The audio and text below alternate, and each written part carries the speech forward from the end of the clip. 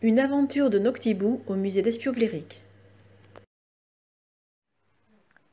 Noctibou le hibou n'était pas un hibou comme les autres. Il était curieux de tout. Celui-là lui avait quelquefois joué des tours, mais il s'était toujours sorti d'affaire. Dès que la fenêtre d'une maison était ouverte, si Noctibou passait à proximité, vous pouviez être sûr qu'il en profitait toujours pour entrer à l'intérieur. C'était plus fort que lui. Il explorait chaque pièce avec attention, poussait les portes, ouvrait les tiroirs et les placards, regardait sous les lits, et quand il avait terminé son petit tour, il ressortait par où il était passé pour repartir se reposer au parc Jean Rameau. Il y habitait depuis une dizaine d'années, non loin du jardin japonais, au milieu des hêtres et des statues. L'une d'entre elles, monumentale et en bois de châtaignier, l'impressionnait avec ses 4,60 m de hauteur et ses 3,80 m de largeur. La maquette de la statue équestre du maréchal Foch, exposée dans le kiosque à musique, était l'œuvre des sculpteurs Raymond Martin et Robert Vléric. Il n'aurait jamais osé se jucher sur la tête dépourvue de képi de l'illustre militaire. Il était courageux, mais pas aussi bête qu'un pigeon pour s'y risquer. Jusqu'à présent, tout s'était toujours très bien passé, même s'il lui était arrivé d'être surpris par les propriétaires des maisons qu'il visitait. Il poussait alors un grand cri pour les effrayer, et en quelques battements d'ailes, il se retrouvait dehors. Noctibou le hibou était curieux de tout, mais il était aussi très rusé. Il se vantait de ne s'être jamais retrouvé enfermé ou bloqué dans les bâtiments dans lesquels il s'introduisait sans y avoir été invité. Jusqu'à ce fameux soir où il était resté coincé dans le musée d'Espiau-Vléric. De mémoire de hibou, une telle mésaventure n'était encore jamais arrivée à aucun autre hibou. Ses amis s'étaient moqués de lui quand il leur avait raconté la soirée difficile qu'il avait passée. « Si cela pouvait te servir de leçon, cela t'éviterait à l'avenir de fourrer ton bec crochu partout. » La terrasse du donjon Lacataille était un des endroits préférés de Noctibou. De là-haut, perché sur les créneaux, il pouvait observer tout ce qui se passait aux environs et profiter du magnifique panorama sur la ville de Mont-de-Marsan. Il attendait que la nuit tombe, et avec sa vue perçante qui transperçait l'obscurité, rien ne lui échappait. Son seul regret était de n'avoir jamais pu visiter le musée réputé qui se trouvait dans ces lieux.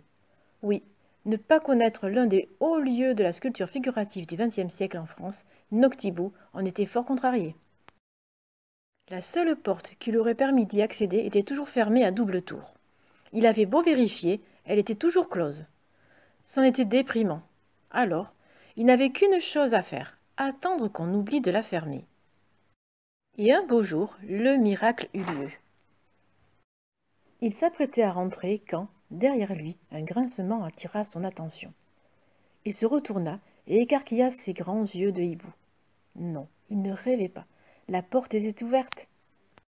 Quelques secondes à peine lui suffirent pour s'engouffrer et se retrouver à l'intérieur du musée. Heureux et impatient d'explorer, il descendit rapidement les premières marches. Des bruits de pas éveillèrent son attention. Il se cacha dans un recoin et se recroquevilla sur lui-même. Un trousseau de clés à la main, un gardien passa à côté de lui sans le voir. Il parlait tout seul. « J'ai failli partir sans fermer cette porte. Quand on n'a pas de tête, on a des jambes. » Avant de partir à l'aventure, Noctibou le hibou attendit que toutes les lumières soient éteintes et qu'il n'y ait plus le moindre bruit. L'avantage, quand on est un hibou, c'est que l'on peut voir dans le noir. Alors, si on reste discret et silencieux, on ne peut pas se faire remarquer. Il passa un long moment à parcourir les différentes salles pour découvrir les collections et s'émerveiller devant les innombrables sculptures d'hommes, de femmes, de toute taille, sans oublier les quelques animaux qui lui plurent beaucoup. Que c'était beau, que c'était émouvant, que c'était mystérieux. Il n'avait jamais vu autant de merveilles. L'être humain était vraiment doué. Ce n'étaient pas les hiboux qui auraient eu l'idée d'en faire autant. Noctibou n'avait pas vu le temps passer. Il serait resté encore plus longtemps, mais l'heure tournait. Il reviendrait dès que possible. Au moment de partir, il se trouva bête. Il était enfermé dans le musée et il n'avait pas réfléchi à comment il allait pouvoir en sortir. Mais Noctibou le hibou était rusé et débrouillard. Il allait tout simplement demander de l'aide. Il s'approcha d'un petit garçon, chaussé de sabots, les mains dans les poches. Celui-ci fixait le sol en souriant. « Bonjour, je m'appelle Noctibou le hibou. Pourrais-tu m'accompagner jusqu'à la sortie? Je suis un peu perdue et je ne sais pas par où passer. Je suis désolée, je n'ai pas envie d'aller dehors. Je suis en plâtre et je suis très fragile. Si je tombe, je pourrais me faire mal. Je devrais aller en convalescence chez le restaurateur et je ne pourrai pas revenir ici tout de suite. J'y suis depuis très longtemps et je n'en ai jamais bougé. Je me suis fait plein d'amis. Je vois beaucoup de visiteurs et je suis très bien dans ce musée. Pour rien au monde, je ne voudrais en partir. Je n'ai pas envie de prendre des risques. Demande plutôt à la liseuse. Tu la trouveras en bas, au rez-de-chaussée. Noctibou la repéra assez facilement. Accoudée à une colonne, une belle jeune fille était en train de lire. Elle était concentrée et ne remarqua pas sa présence. Bonjour madame, je m'excuse de vous déranger. Je cherche la sortie. Pourriez-vous me l'indiquer? Vous ne voyez pas que je suis occupée? Le livre que je tiens entre les mains est passionnant. Je veux à tout prix le terminer. Ne vous vexez pas, mais j'ai autre chose à faire qu'à aider un pauvre hibou perdu dans un musée. Tentez votre chance auprès de mon ami le réalisateur. Faites demi-tour et revenez sur vos pas. Il est nu, assis sur une pierre, en train de réfléchir. Avec un peu de chance, il ne sera pas de mauvaise humeur et il vous montrera peut-être le chemin. Noctibou commença à s'inquiéter. Plus les minutes passaient, plus ses chances de rentrer chez lui diminuaient. Que de monde dans ce musée, et pas une seule personne pour l'aider. Ils étaient indifférents à son malheur et ne se préoccupaient pas de lui. Il s'approcha d'un homme plongé dans ses pensées.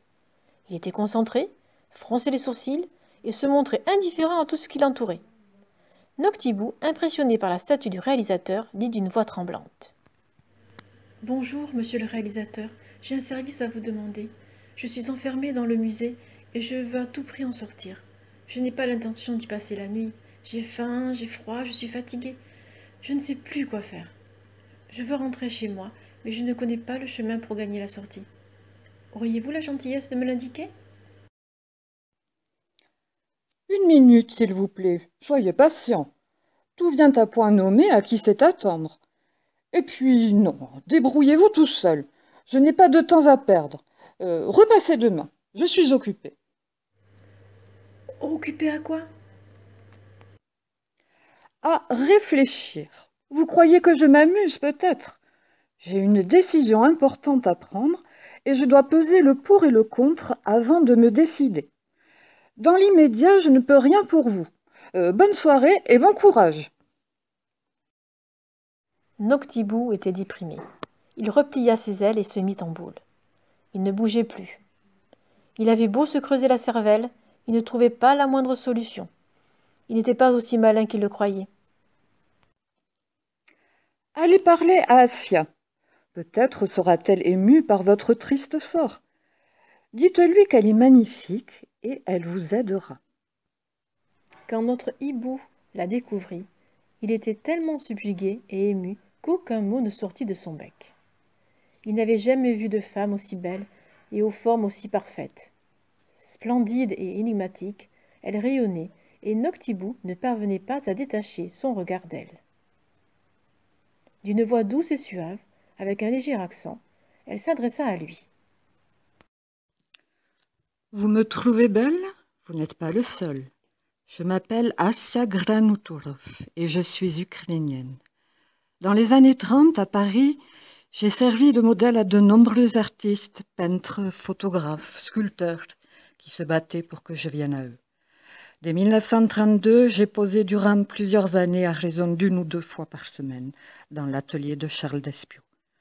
Grâce à lui, je suis devenue éternelle et j'ai conservé ma beauté sur laquelle le temps n'a jamais eu d'emprise.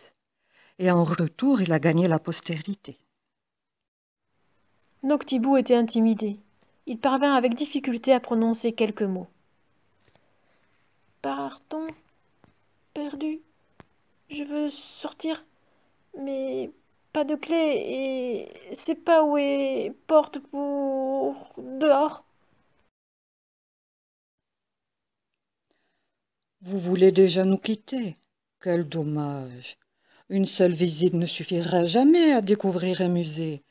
Il faut y revenir de nombreuses fois et y passer de nombreuses heures pour percer les innombrables secrets qu'il abrite. Je veux bien vous aider, mais à une seule condition, que vous me promettiez de repasser nous voir le plus souvent possible.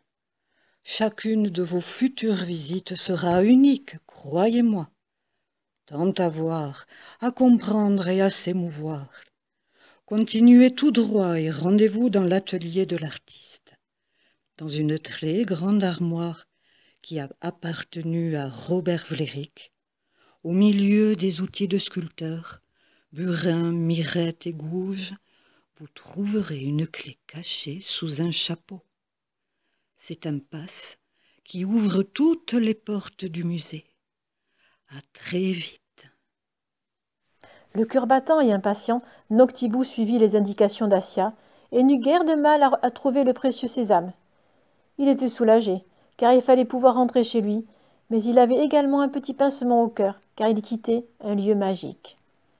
Mais quand il referma la porte derrière lui, sa tristesse disparut aussitôt, car grâce à cette clé, il allait désormais pouvoir revenir, assouvir sa curiosité et se faire de nombreux amis.